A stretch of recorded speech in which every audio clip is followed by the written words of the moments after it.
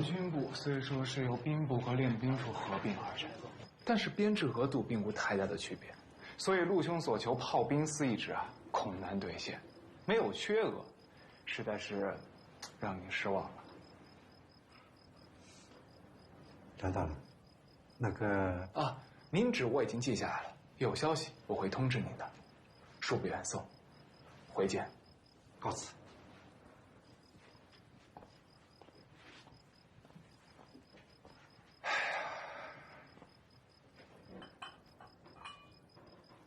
卑职拜见军学司使梁乡大人。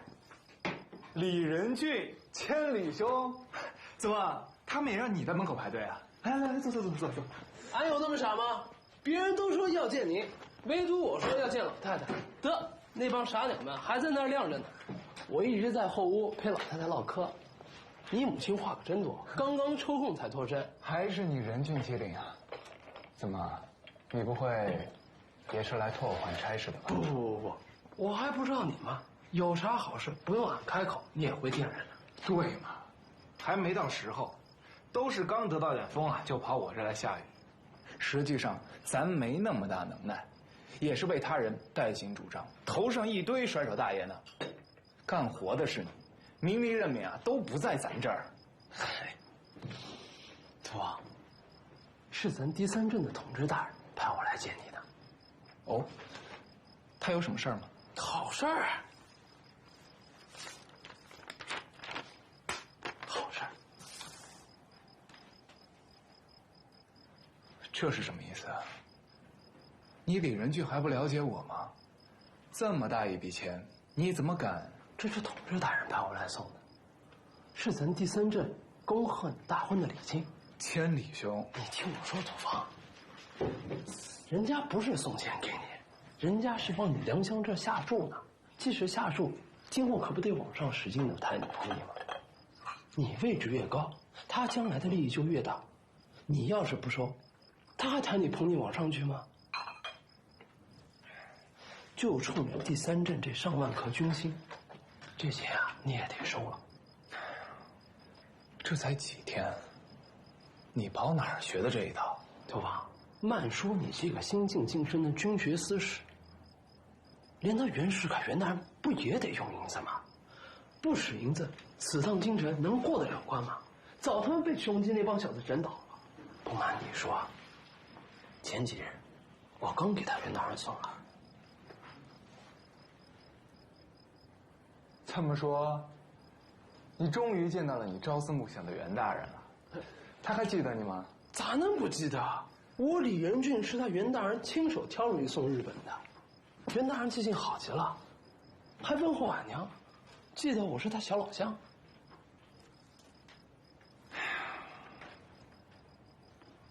千里兄啊，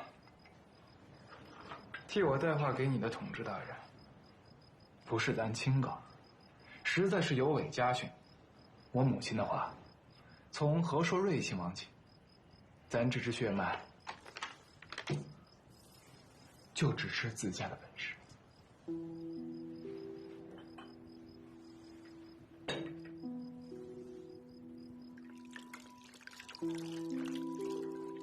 凤郎，你替我拿个手艺，咱怎么收这个场呀？这钱要是还给统治大人，那不是找抽吗？跟哪个山东没拿下一样。可这我们那同学还真是裤裆底下插另一件，冒充大尾巴鹰。其实，在东京那会儿，他也常常送钱给别人，怎么轮着我给他送钱就不成了呢？好，依我看呀，你俩是不是走得太近？不错，在东京那会儿，不是我吹，他屠王跟我走最近。哎，这就对了啊！君子之交淡如水，你这么浑浊的一顿送我去，那不是不拿君子当君子了？要我呀，我也生气。脚拿过来。浑浊？这东西浑浊？说出去谁信啊？你扔一张在大街上试试，保准人见人爱。就这么一张，搁你们那儿，半个翠香楼也买下来了。怎么着还惦记着翠香楼呢？我告诉你啊，李彦君，我萧凤兰是为了你上岸的，你要是敢，我就……哎呦喂，哎呦，我的亲娘哎，你还真下得了手哈！哎，我把话撂这儿，李仁俊，你要是敢让我逮着了，我就拿剪刀，我就……你看，说良江呢，怎么说我们这儿来了？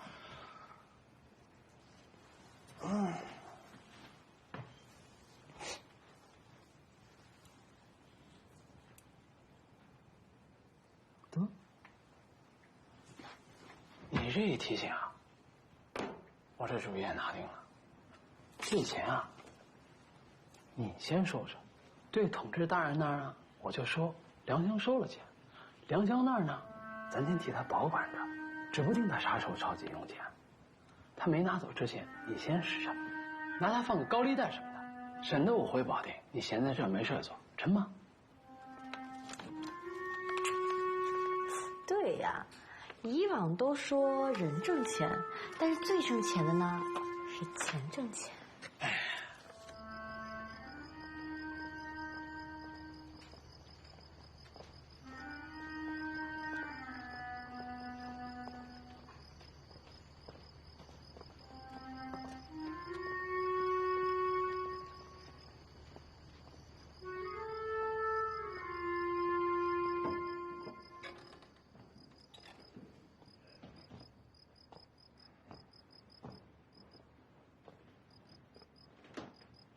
拆他吧，都什么人啊？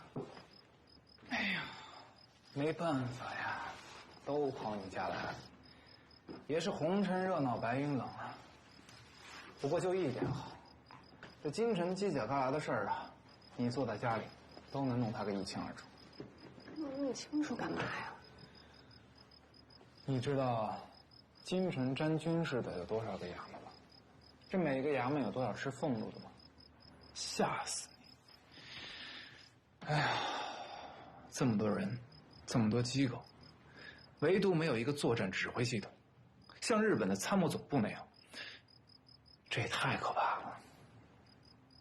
我不懂的。别说你不懂，我也不懂。这设计他的人啊，有意弄出这么一堆螃蟹来，让他们互相牵着，谁都指挥不了谁，谁都搞不成军事政变。得，军事政变搞不成，那打仗你就更甭想了。也因此啊，不到2万人的八国联军能从天津上岸，以几十人的伤亡一路荡平你的首都。你整天都在琢磨这个？军人不琢磨这个琢磨什么呀？人家送你出国就是让你琢磨这个的。重整军备，你以为这么简单？首先你得选将，8关6院的你得一个一个了解。这越谈啊，心里是越没底。那得找个知心的。说我心里去了，你还说你不懂？本来啊，我还挺看重李仁俊的，可这小子拿5000两钱票替他的长官买我，太让我失望了。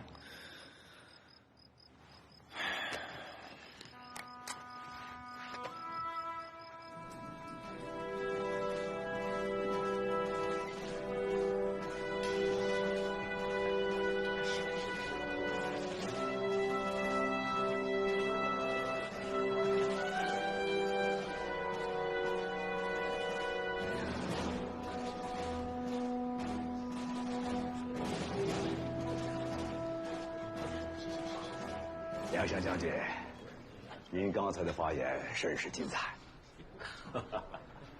您是？北洋第3镇统治。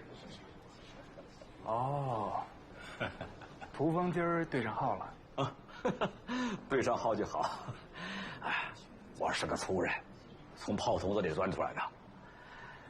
你的那个同学李仁俊，应该跟你介绍过我吧？不错，千里兄把您大大的夸奖了一番。这个小狗日的李仁俊呐，就像只百灵鸟，尽说好听的。您呢，也不要全听他的啊。其实啊，犯不上。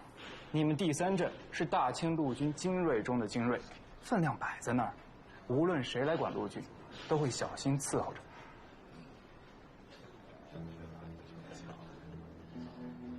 梁湘将军，那小狗儿的李仁俊，没把话都说到了。大人还有话要说。这个，你看，陆军部新进购入了24门德制山炮，您呐，干脆都划给我们第3镇得了，啊，你放到别人手上啊，那不是白瞎吗？他第8镇耍得了吗？他耍不了啊。这恐怕不行啊，同志大人。铁良大人已经征求了我的意见，南方新军本来就弱，乱党活动猖獗，新装备必须分配到第8镇去。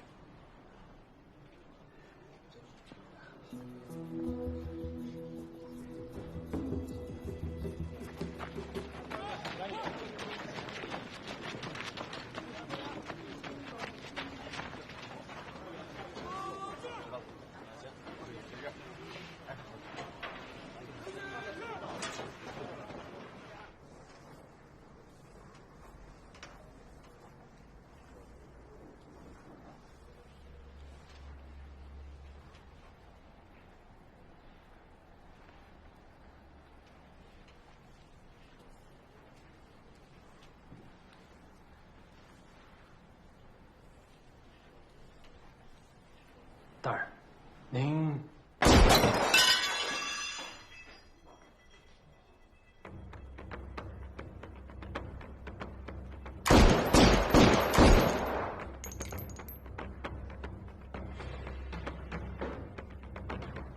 李仁俊，你数了没有？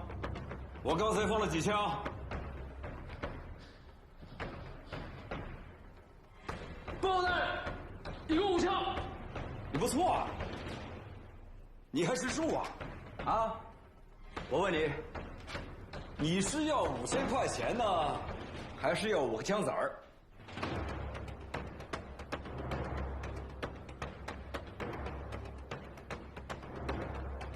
我不知道大人在说什么。你耍猴耍到我头上来了啊！你那个小脑袋瓜，你还想蒙我？你跟我说，那5000块钱，你花到什么地方去了？报告大人，属下按照您的意思花了。我的意思？对，您的意思。我什么意思啊？您叫我意思意思，属下照办了。你把钱交到手上了？交他手上了。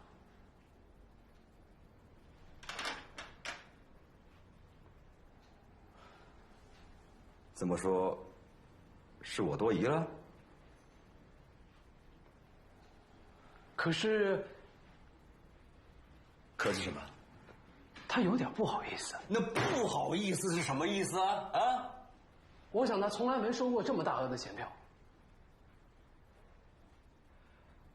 他那个地位，5000多吗？那年在东京，载振贝勒才只给了3000。这就对呀。他收过载振的钱，那这样的话，他应该知道庆王爷和我第3镇的关系啊。屠方兄何等聪明之人，他不会不知道。仁俊老弟啊，5000块钱对我就算个屁。我是那小气之人吗？袁大人的，我花的多了去了，你不是不知道啊。我知道。我看好你，所以才让你经手这个事儿。可你呢？啊？大人，属下知错。梁强他太清高了，那钱收在我女人那儿，想着再找机会。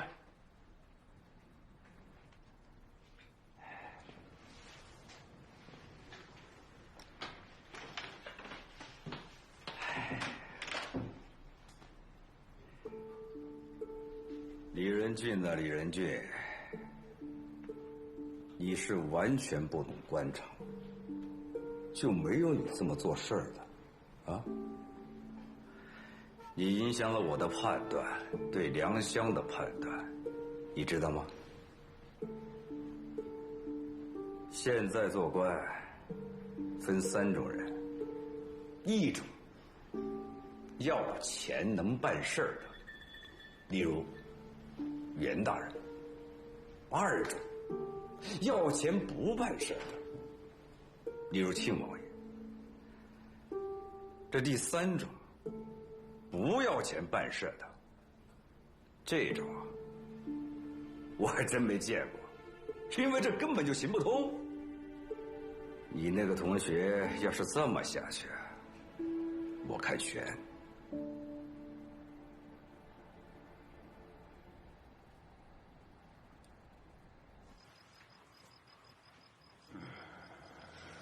咋一句话都没有呢？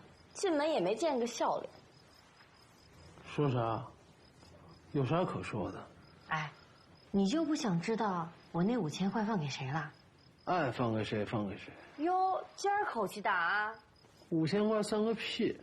这可不像你说的话。怎么啦？朋友钱不是钱啊，更得小心不是？还是气质小，5000块都盛不下，还想做军事领袖，那不是痴心妄想吗？你在那嘀咕啥呢？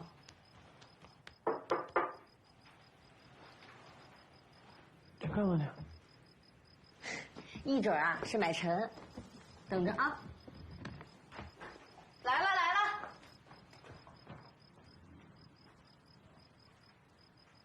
任俊，任俊，哎，快点快点，还不赶紧起来迎客！快点快点快点！你说你李仁俊啊，金屋藏娇，同在一个北京城，居然不跟我打一声招呼。要不是路上我遇到了买臣，冬梅，这就是李仁俊替我踹翻山下草长的那一位，武功惊险，为人四海。来，坐，夫人跟你细说。哎，别折腾了，今天我带朵梅来啊，就是想认个门，改日咱们2家一起煮饽饽吃。那怎么行？那怎么来？哎，朵梅，我看任俊家这小院不错，你让凤兰带你看看。哎，走，赶紧逛逛啊！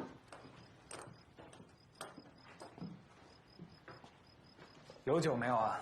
有，当然有。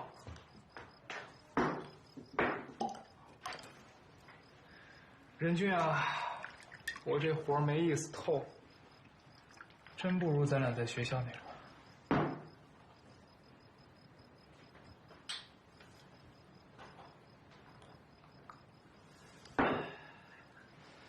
别呀，你涂峰可别说这样的话，我在保定全仗着你的名声，才受那么点器重。你沾我光？当然，你在上面搭足架子，做咱刘氏士官生的那啥。对，火炬，一炬是泛火引之，起火入骨。可我的日子难过啊，身边周围，任何一粒沙子都能砸死人。朝廷就要张德秋操了，南北2军对抗，你们第3阵对抗第8阵，让我去做这个总裁判长。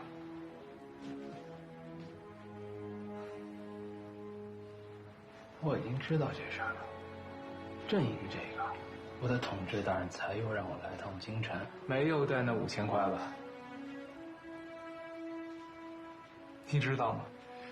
就这几个月，我不知道遇到了多少这样子的事情，我没办法，我只好一一回绝。就这，不知道得罪了多少人，也包括你李仁俊，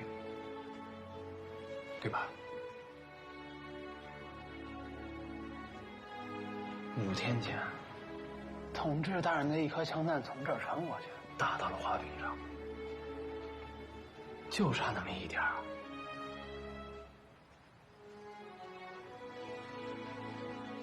我信。那天开编制会，他给我提什么，我回绝了他，转身我就后悔了。你李仁俊是替我挨的这一枪。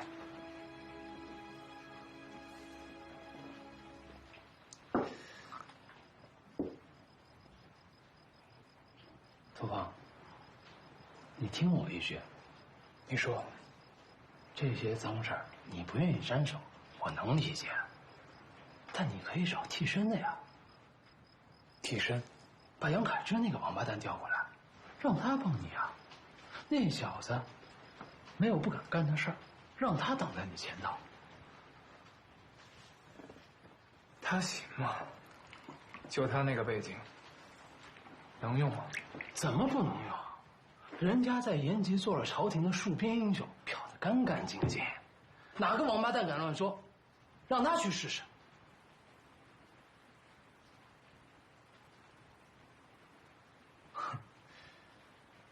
今天来你这，是来对了。也是，借他的戍边英雄头衔试试。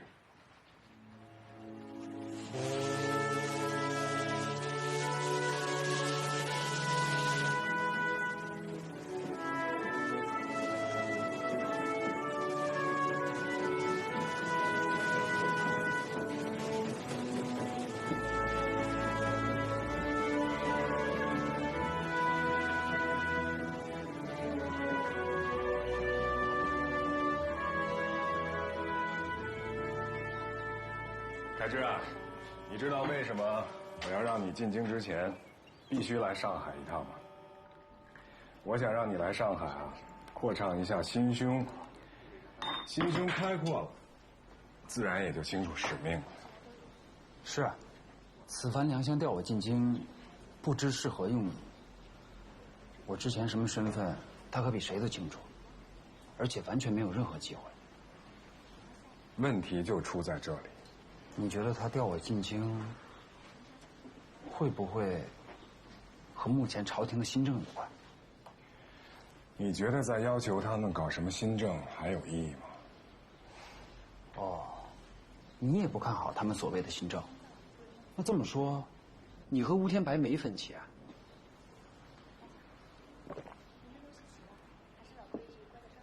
我对朝廷的良心发现，从未抱有幻想。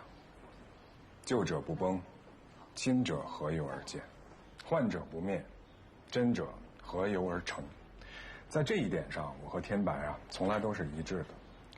实在是日俄的政治带来太多的讯息，我们不得不反省一下。针对那些统治者个人的暗杀行动，是不是我们唯一可做的？是俄国革命者大规模的政治大罢工，才是沙皇就范。你这是要找到反清革命的新的政治途径？这1年多来啊，我看了大量俄国革命者的理论著作，很受启发。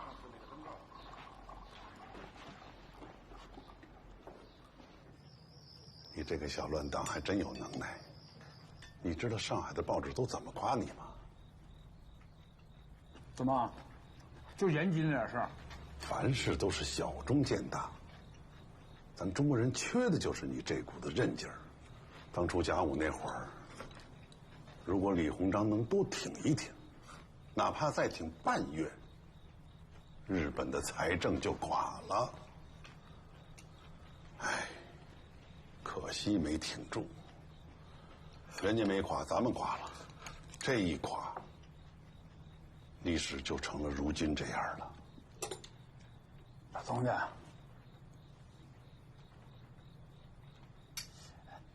延吉那点事儿，怎么能跟甲午相比呢？错，这可不是一点事儿。一个人谋一县市，要有一省之眼光；一个人谋一省市，要有一国之眼光；一个人谋一国事，要有世界之眼光。这话是张謇说的吧？没错，是纪之说的。你想认识他吗？我给你们介绍一下，互相认识。哎，别，我可不想做立宪党的人。你可别小看这些立宪党人，他们能在俄国弄出那么大动静来，中国的事情，非要有这么个强有力的第三者不可。东家，我听您老这语气，您老是不是不甘心在幕后使钱了，您老想要直接发声了，是不是？我和季之都觉得朝廷的新政值得期待，如果能避免革命，那还是好事啊。明白了。你放心，你我的关系一如往常，你在京城那边的费用开销，尽管开口。来，快尝一尝啊！这可是沪上最好的淮扬菜，渔家小丁师傅的真传。来，嘿，尝。好嘿，入口就化。你别取笑张公公，没有他举荐，你的事儿还真不成。凯芝啊，阿拉老宋家的三少爷宋晨，你认得不啦？他不是去东京读武期了吗？那我问你哦，这宋晨是真的去学军事啦，还是去找那个姑娘啦？哪个姑娘？还能有哪个？安庆送过红定的，开文堂的二闺女。舒红。你还真认得啊？舒红的姐夫是我堂兄啊，可是舒红连孩子都有了。宋晨该不会……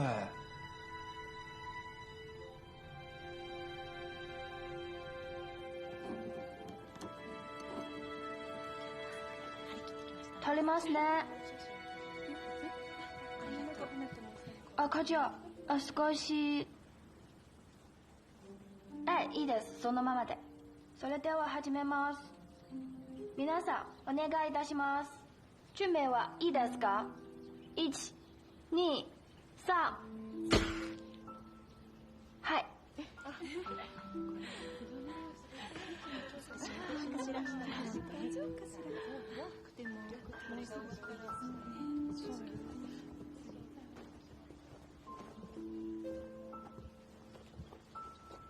秀国さん。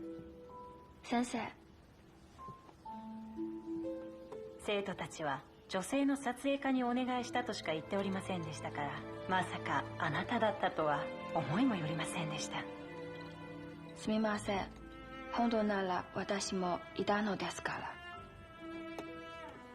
ら。いいえ、秀国さん、これでようございました。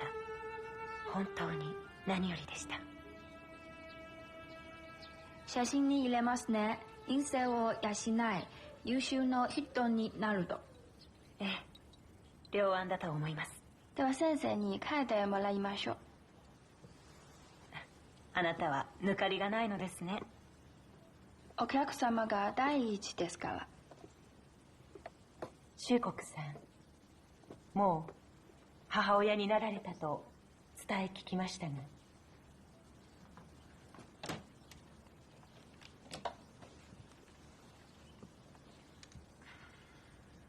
課長先生、私も宿題の方のです。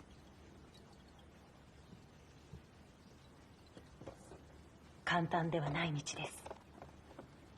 では生徒たちに伝えておきましょう。今後学校で記録写真を撮影する際は全て秀国さんに頼みなさいと。ありがとうございます。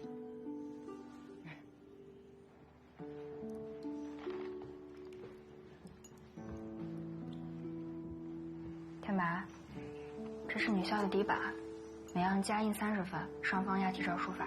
先放一边吧，没看到我正忙着呢吗？一会儿你给孩子洗澡，顾不上了。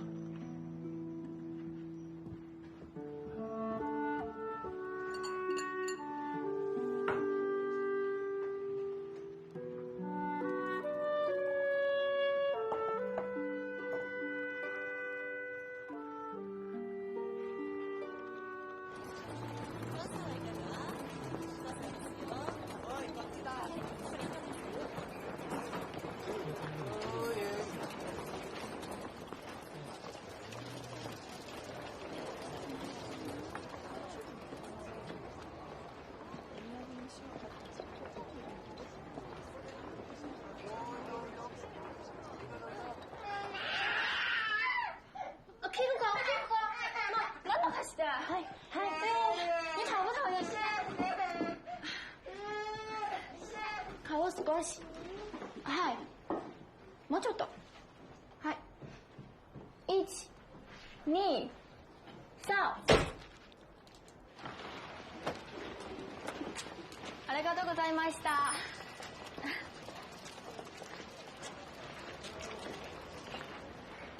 哟，你怎么还没走？我以为你早回上海了。吴先生没跟你说呀？说什么？我在读东京士官学校，武系生。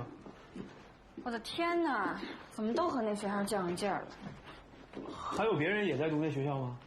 哟，还那么爱打听呢？得，天白在楼上，你找他打听去吧。我是来找你的。别腻了，生意孩子忙得很，楼上坐去。天白正好缺个说话的。你给我来一张6寸全景，把那申扑克也带上。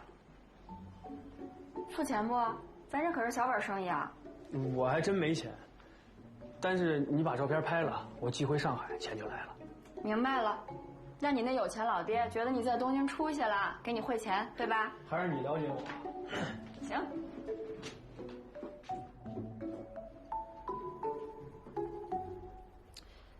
镜头里看，宋晨，你这眼里还真有点杀气。什么杀气呀？那叫英气，英俊的英。哎，你没觉着我比新知书馆那会儿英俊多了吗？是吗？也是哈，我那会儿怎么就看走眼了你？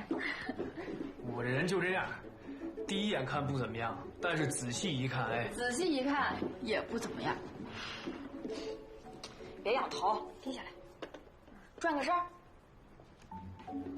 我争取给你拍出一张史上最值钱的照片来，能从你那老爹那儿骗个千八百个呢。我那老爹呀，抠门着呢。我跟你说啊，我打小就从来没跟他在一张桌子上吃过饭。那守着这么个有钱老爹干啥使？钱不给，爱也没有。也是女人太多了，所以我娘啊从来不去上海。已经不错了，人家认你个原配，你等着瞧吧，你爹遗嘱上只有你一份。不过说真的，你干嘛不让你爹在上海的银行给你谋个差事，跑这儿学军事来？准备啊！1、2、3，好了。这就完事儿了。啊？还意犹未尽呢，那小山婆婆都给你装里了，加上你这一身日本军服，没人会以为你在上海。怎么着？先挂账？骗着钱了，想着还我啊？是宋晨来了吗？让他上来。是我，吴先生。赶紧赶紧，一天没人听他那高论了，快去。いらっしゃいませ。吴先生。哎，坐，把窗帘拉开啊！我这可哪都是些化学用品，人称化学怪人，哎，别见怪啊！哎呀，这也是360行，行行出状元。吴先生这是手握化学钥匙，要打开历史之锁。你也是状元，士官生。我听说你是宋宝全之子，没错吧？书红跟你说的。你看看你啊，明明可以好端端的做一个上海小开，怎么就跑到这儿来当士官生了呢？我爹确实劝我留在上海替他经营家族生意，为这个还给我请了数学和英语的老师。可是我这人对钱没什么兴趣。你对钱不感兴趣？那你对什么感兴趣？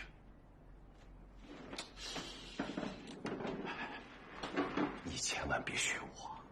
身无分文，心怀天下。我心中的偶像就是您，我来东京就是为了学做您这样的革命者。别扯啊！我吴天白现在什么都不缺，我就缺钱。不会吧？钱比您的革命还重要吗？我问你啊，学军事需要钱吗？上学还是需要钱的，我不是官费生。我说的军事不是学校里的军事，我说的是所谓暴力革命的军事。没钱能有军事？陶成章和秋瑾他们想要军事，可就是缺钱。此时此刻，他们正在国内上天入地的找钱，抢钱中的心都有了。买枪要花钱，买子弹要花钱，贿赂官员需要银子，联络会党更需要有银子。拿破仑说过，军事最重要的有3样，第一是钱，第二呢也是钱，第3还是钱。你说你条件这么好，有一个那么有钱的父亲，你干嘛还跑到这儿学军事呢？你这不是啊，端着金饭碗讨饭吗？可是，人为什么要按照父亲的要求生活呢？他是他，我是我，我想按自己的理想。我认为，您的父亲就是一个非常好的老师，你应该向他学习如何弄钱挣钱。你把他这些学到自己的身上，那你就不仅仅是一个士官生，你甚至可以做革命的财政部长。我们同盟会现在最缺的就是理财高手。哎呦，吃饭了，也不着急。宋晨也吃点吧。不用了，我回学校吃。跟我还客气？不是客气，照相都免费了，才免费供饭。吴先生，那我先走，有时间我再来看你。一言为定啊！一言为定。哎，你要端正跟金钱的态度啊！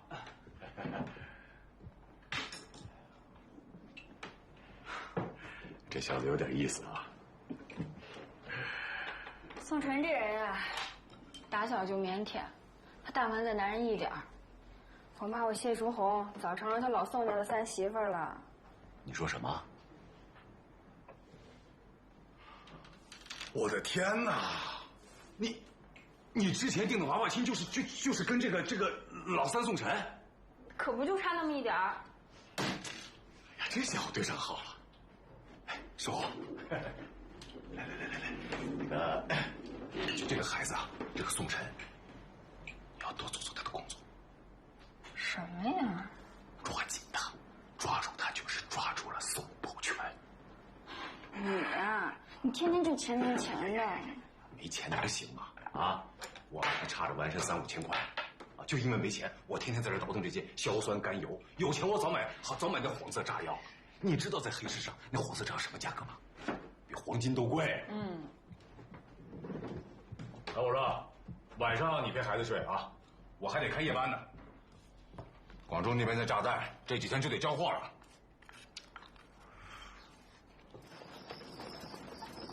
洗这个脚脚，来，爸爸，对，爸爸很忙，很忙会说吗？很忙，没错，又学会一句，很忙。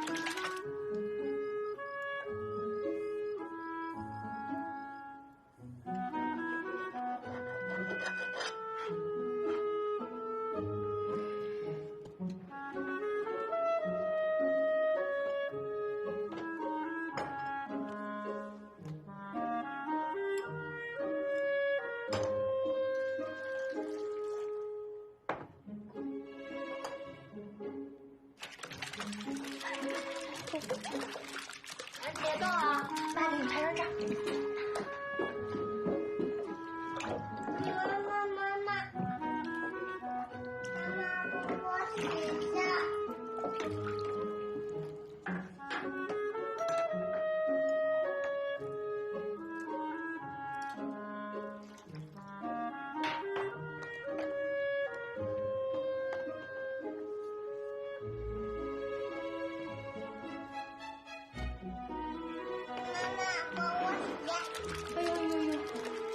哎呦，我们不顾真好看。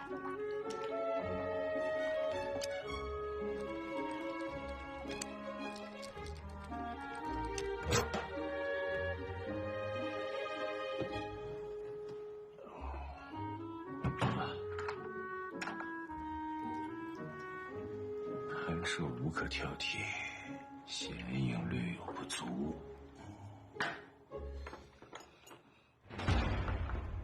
福姑，看我，福姑，看我这边。陈柏，怎么了？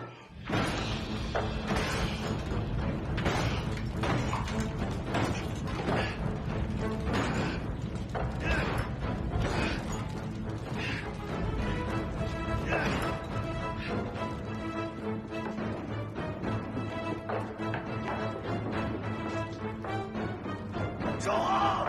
打！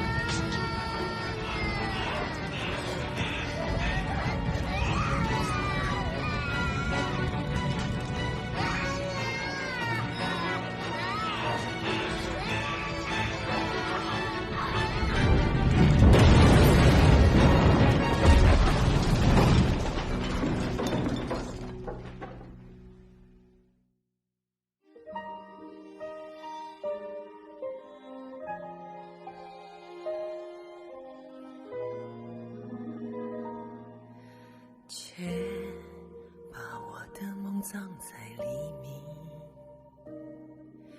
沉睡的黑夜才会苏醒，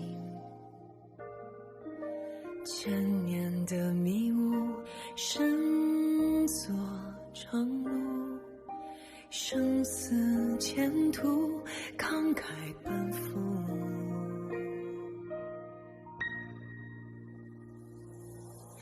挥手峥嵘，血洒从容，任翩翩嫣红，人生初见难相逢。挥手峥嵘，我心从容。这一曲苍茫，留下爱的光芒，照亮星空。挥手峥嵘，血洒从容，任翩翩嫣红，人生初见难相逢。挥手峥嵘，我心从容。这一曲苍茫，留下爱的光芒，照亮星空。挥手峥嵘，血洒从容，任翩翩嫣红，人生初见难相逢。挥手峥嵘，我心从容。这一曲苍茫，留下爱的光芒，照亮星空。挥手峥嵘，血洒从容，任翩翩嫣红，人生初见难相逢。挥手峥嵘，我心从容。这一曲苍茫，留下爱的光芒，照亮星